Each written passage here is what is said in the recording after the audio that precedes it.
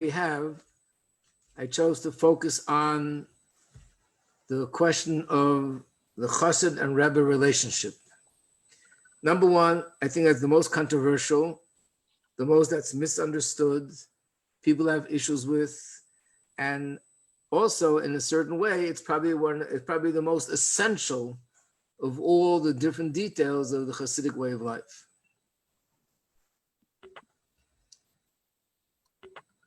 So I'm going to turn to page 6 in the booklet and give an introduction, and then we'll go through a number of sources, but we'll see the point that we're discussing.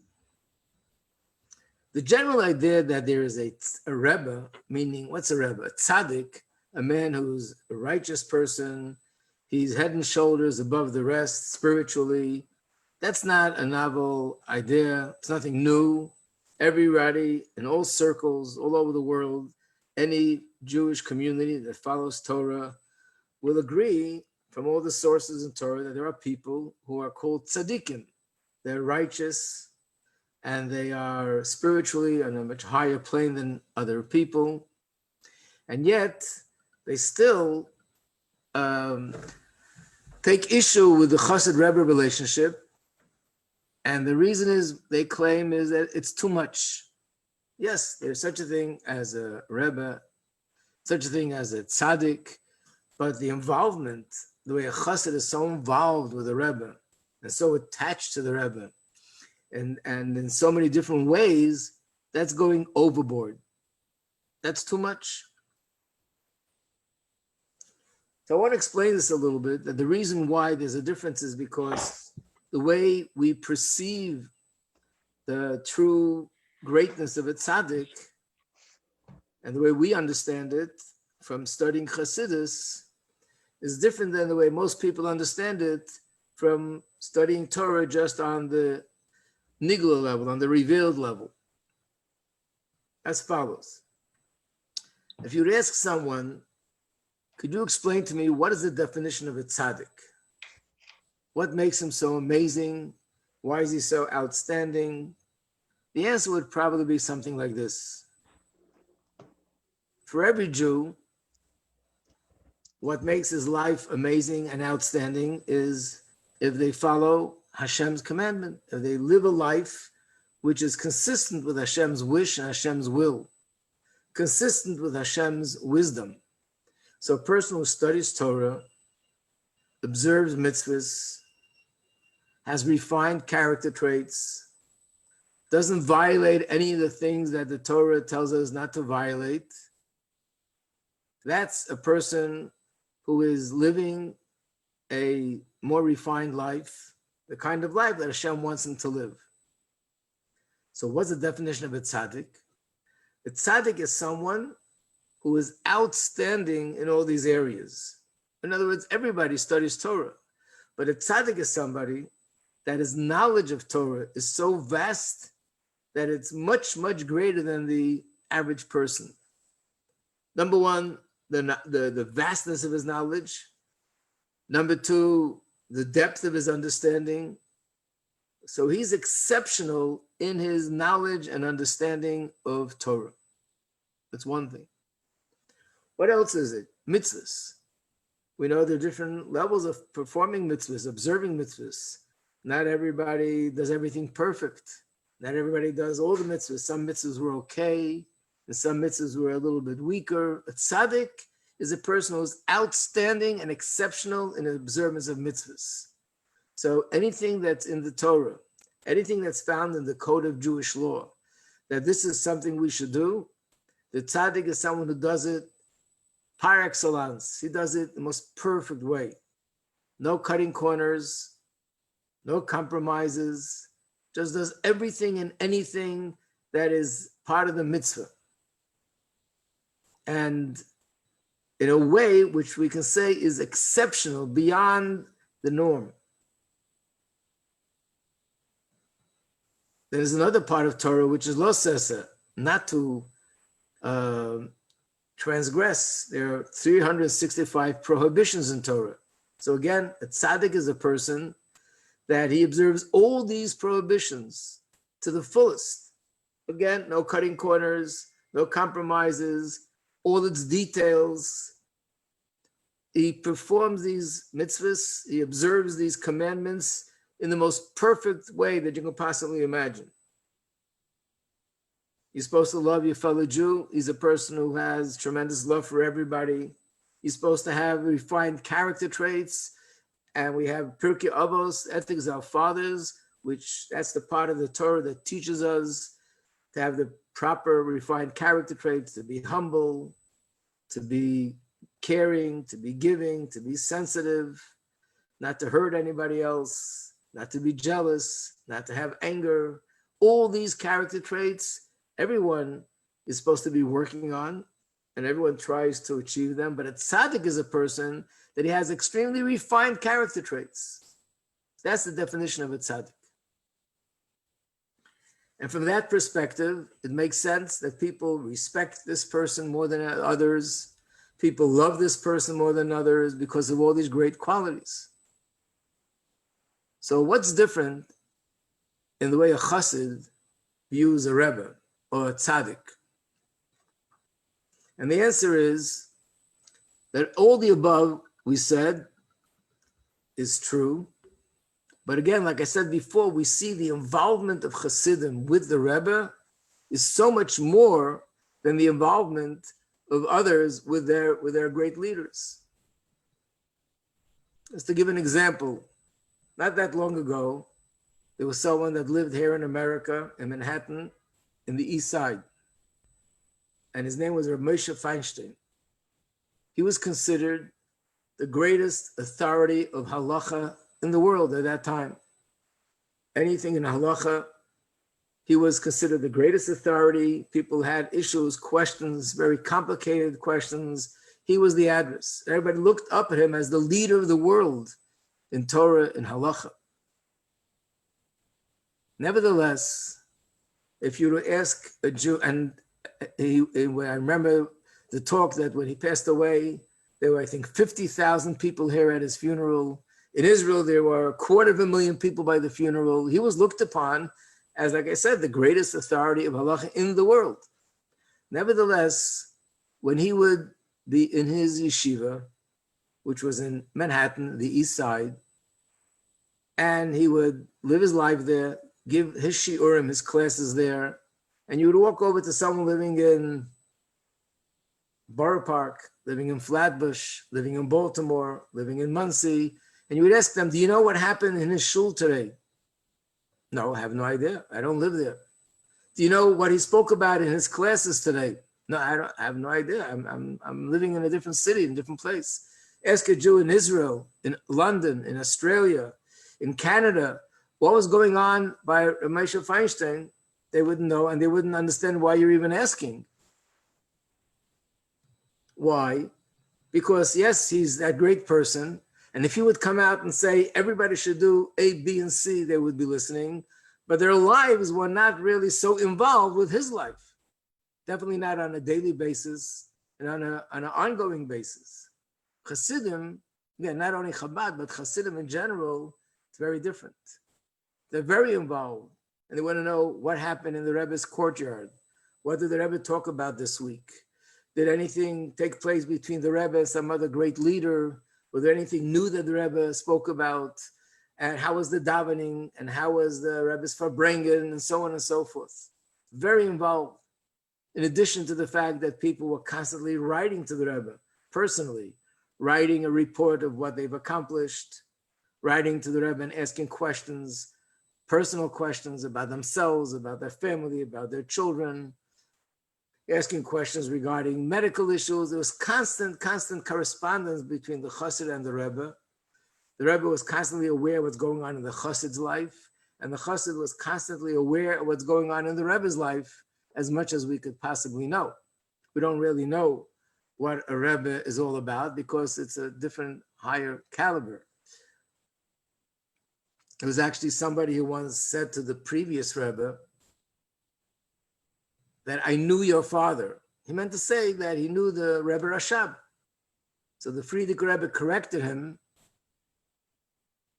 and said, you mean you saw my father. In other words, you didn't really know him.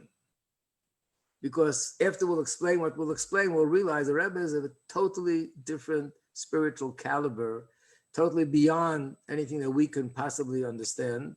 And yes, it's not someone we could really know and recognize. And that's what the Frierdiker Rebbe meant. It reminds me of a similar story. There was once a great tzaddik who was one of the students of the Maggid, and later he became a very big Rebbe himself. The name was Reb Nachum of Chernobyl. His last name was Twersky. In fact, all the Rabbi Twerskys in the world are all descendants of this Rebbe. And there are many Chassidic branches that are descendants of him. So one time the student said to him, Rebbe, I guess these were the students that were close to him, we'd like you to give us an opportunity to see a hidden tzaddik. You know that every generation has 36 hidden tzaddikim. These are people that on the surface look like anybody else. Some of them are just simple Jews, at least they appear to be that way. This is a simple water carrier, and this is a simple, worker, and this is a simple person who's just doing work in a factory. Simple people, not doing anything that has to do with leadership or greatness. But in reality, they're hidden tzaddikim. Many of them were tailors. So they said to him, we'd like you to show us a hidden tzaddik. So he said, okay, look at me. So the student said, but you're not a hidden tzaddik, you're a revealed tzaddik. So he said, woe to me if I was what you see.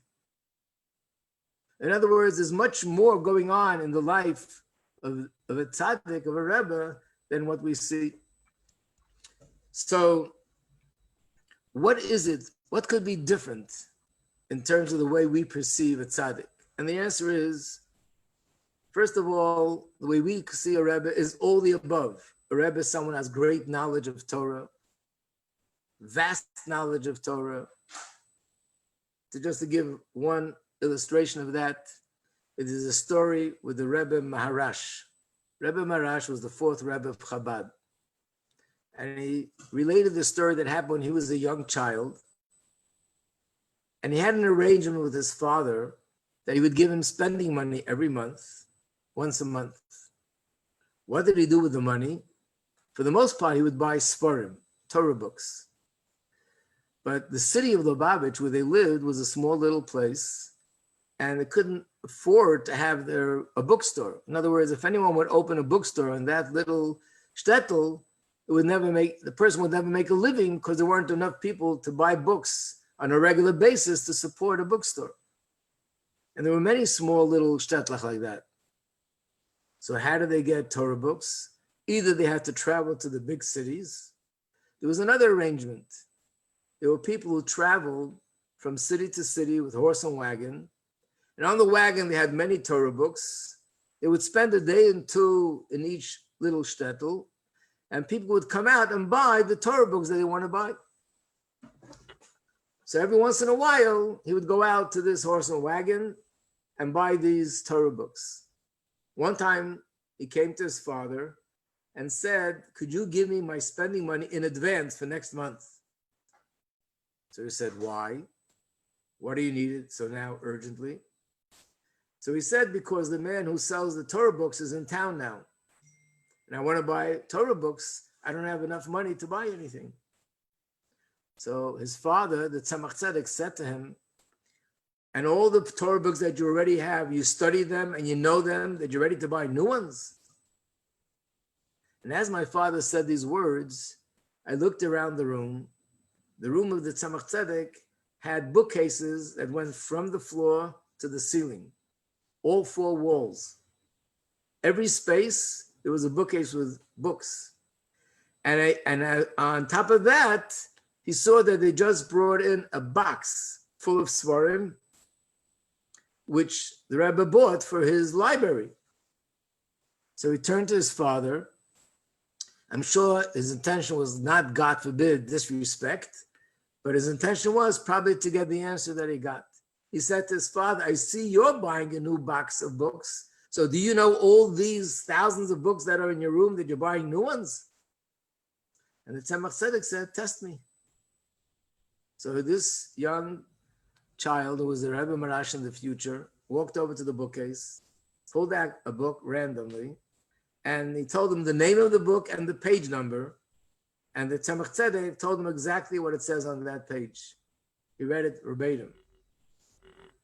Then he took out a second book and again gave him the name and the page number. And the Tzemach Tzedek read verbatim by heart what it says in that book. And he did it a third time, and then he stopped. So yes, a Rebbe is someone that has vast knowledge of Torah, has a very deep understanding of Torah. A Rebbe is a person, as we said before, that observes mitzvahs to the fullest, goes out of his way in observing mitzvahs, goes out of his way in not violating even one iota of a halacha that's in Torah. The love for a fellow Jew is well known of the Rebbes, of how much they gave up of themselves to help another Jew physically or spiritually. In terms of character traits, that's what the Rebbe was all about. These were tzaddikim who had the most refined character traits and very caring and sensitive and respected every person and didn't have any anger or hate or jealousy or all these negative character traits. So what could it be more than that that gives us a new and a deeper perspective of a Rebbe? What could be more than that? And the answer is, if you're looking at the page, which is, I guess, page 6, the top of the page, it says, the Shekhinah rests upon a tzaddik. In addition to the tzaddik being so great and exceptional in Torah knowledge, exceptional in observance of mitzvahs, exceptional in character traits, there's another point, and that is that Hashem's presence dwells upon the tzaddik. Some people, when they hear that, they get a little excited and they feel that, how could you say that? Are you saying that God is inside this person? That sounds like idolatry, God forbid. How could you speak like that? How could you say such a thing? So of course it's a misunderstanding. This doesn't mean that God is inside a person, God is in the person. What we're saying is that God's presence, the Shekhinah, rests inside a person.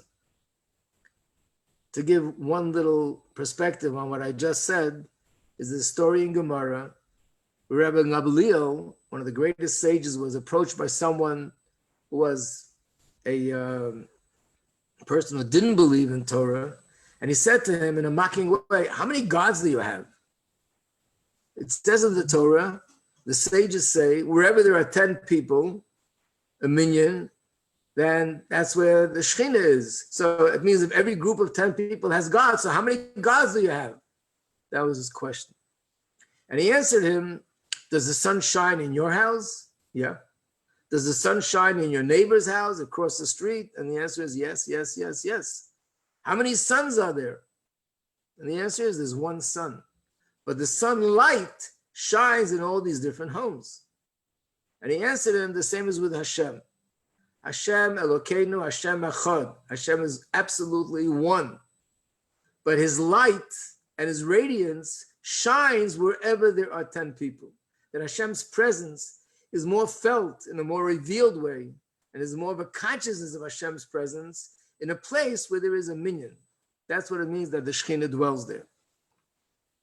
But nevertheless, as we mentioned in the beginning, one of the things that helps us relate to all these questions in a more solid way is to see clearly that this is not something new. It's not sort of a new language. This is something which is found in the Torah itself. So for that purpose, I put together this little booklet. And if you can turn to page 7 in the booklet, and a few other pages, we will see where this is the language that's used in the Torah, that the Shekhinah, which means the divine presence, rests upon tzaddikim. It's not a new concept. So the first page, which is page 7, is Chumash Bereshis, Parsha Lech Lecha, chapter 17, pasuk 22. And here it says, Hashem is having this dialogue with Avram Avinu. And at the end, verse 22, it says, Vaychal Elokim me'al Avram. Vayal Elokim me'al Avram. And God went up from Avram. Let's look at the Rashi commentary. What does it mean God went up? Rashi says, Lashon Nikiyahu. This is a more refined language regarding the divine presence. And this comes to teach us, Shatzadikim merkafte shel Kadosh Baruch Hu. This is Rashi's words, that the righteous are the chariot of the Holy One, blessed be He. Which means that Hashem's presence is found upon them like a person is in a chariot.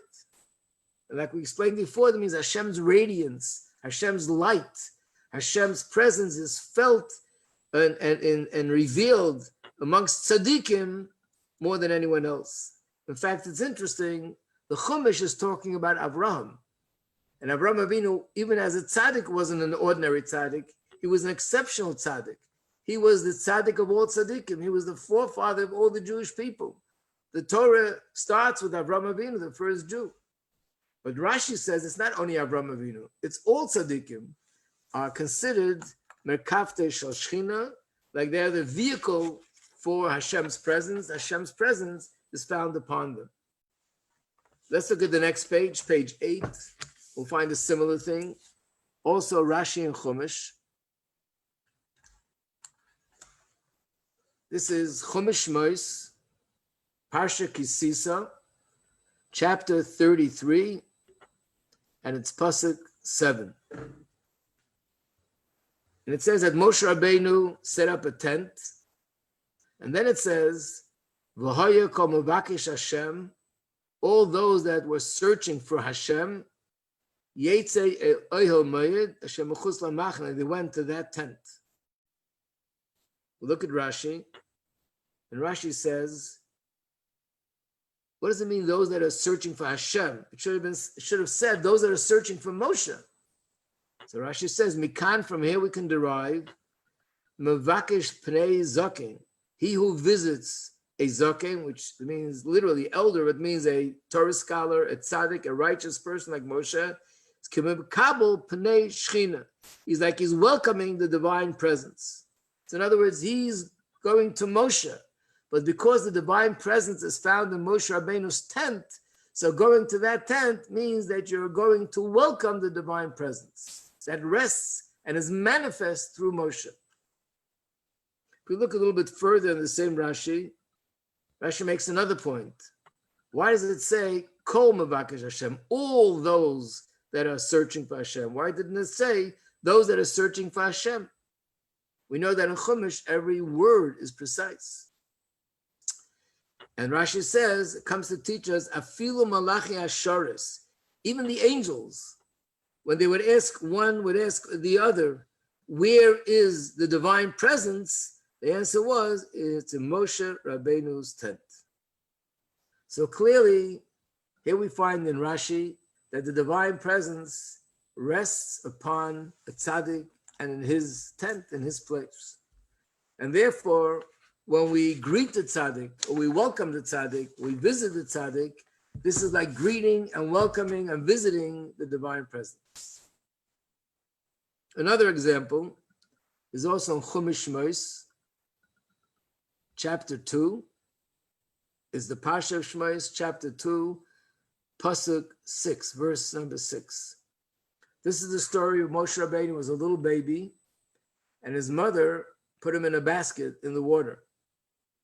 And then Paro's daughter came to the water, she found the basket. And this is what it says in the Chumash. But Tiftach, she opened the basket, Vatir'eyu, and she saw him. Esayela, the child. And the child was crying.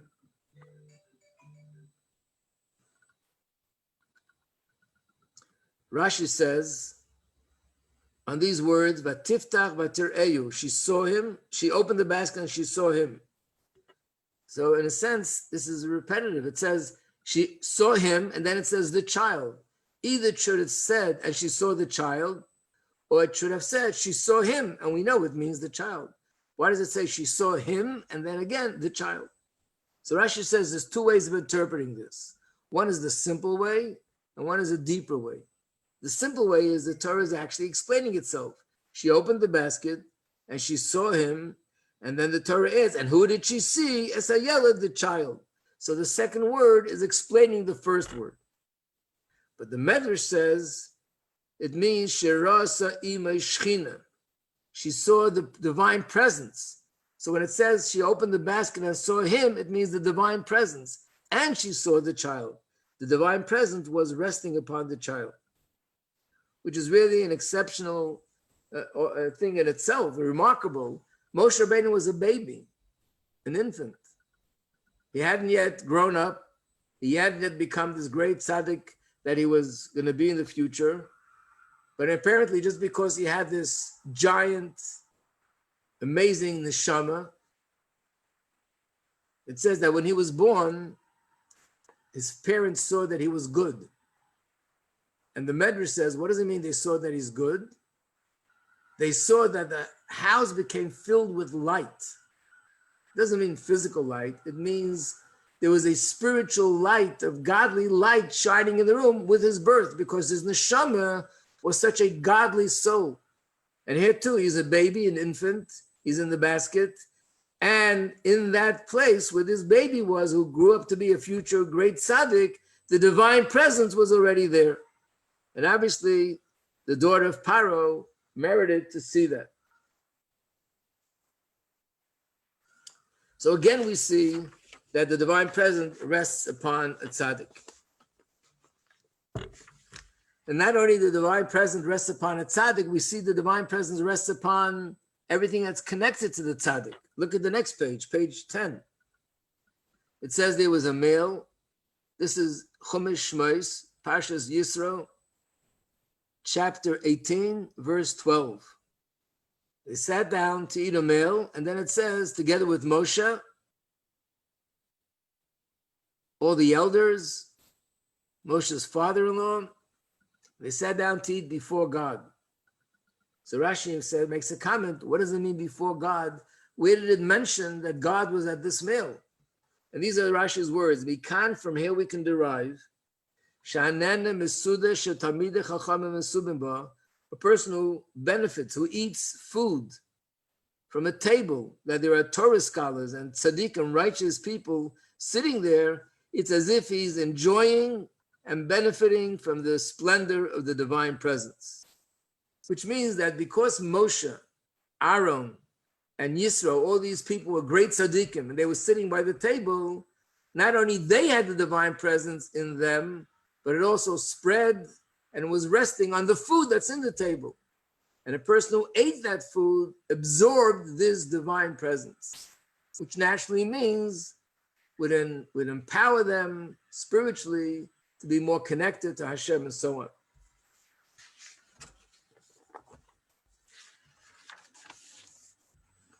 And one more piece, which is the Rambam. I'm going to go to page 12 now. The Rambam, Maimonides, in the laws of Torah study, talks about the honor that has to be given to a Torah scholar, to a person who's a tzaddik. And I mentioned this in the beginning of this lesson, but here we can see it inside, read it inside. And these are the words of Rambam. I'll read it from the English. There's no greater honor than that's what you do a teacher. No greater awe than what's due to a teacher. Our sages have declared, your fear of your teacher should be equivalent to your fear of heaven. Which means when a person has awe and reverence for a tzaddik, who is your teacher, this is an expression of your reverence and fear of heaven. And therefore they say, continuing in the Maimonides, whoever disputes the authority of his teacher is considered as if revolted against God's presence. Because in the Torah, we have a story with the people revolted against Moshe. And what does it say? He led a revolt against God. If you would ask them, they say, no, it wasn't against God, it's against Moshe. But the Torah says, if you're going out against Moshe, you're going out against Hashem. Whoever engages in controversy with his teacher is considered as if he engages in controversy with the divine presence. Where it says in another place in the Torah, where the Jews contested with God and where he was sanctified. And then it goes on to say, whoever complains against his teacher, again, we're not talking about an ordinary teacher, meaning someone who was a Torah scholar and of a higher spiritual category like Moshe, is considered as if he complains against the divine presence. Like it says, your complaints are not against us, but against God. Whoever thinks disparagingly of his teacher is considered as if he thought disparagingly of the divine presence. So basically, what it's saying here is, if the tzaddik is a person who the divine presence is upon him, and whatever he says is in a sense a manifestation and an expression of Hashem's presence in him. So therefore, when a person goes against Moshe, they're really going against and they're violating the presence of Hashem that's in Moshe. So from all this, we see that clearly, there's more sources here, but being that we don't have all that time, so I'm gonna make it a little bit shorter. We see from all these sources that the feeling of awe and reverence and respect for a tzaddik is really an expression of my respect of Hashem. And therefore, all these halachas apply. And why is that? Because a tzaddik is, like Rashi says, a vehicle for God's presence. Hashem manifests through the tzaddik. His light shines and manifests through the tzaddik.